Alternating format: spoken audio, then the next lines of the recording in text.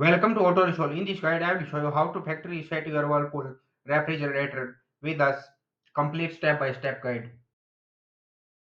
Method 1. Reset using Control Panel. Step 1. Go to the Control Panel on the fridge door. Step 2.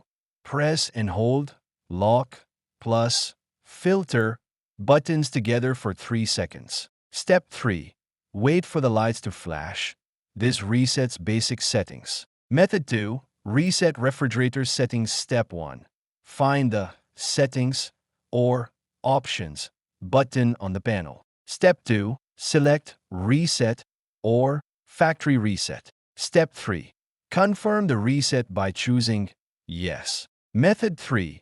Power Reset, Hard Reset. Step 1. Unplug the refrigerator from the wall outlet. Step 2. Wait 5 minutes to clear internal memory. Step 3. Plug the fridge back in. Step 4. Wait for it to reboot and stabilize. 1 to 3 minutes. Method 4. Reset after power outage. Step 1. Press and hold power or cooling on off for 3 seconds. Step 2. Wait for cooling to restart.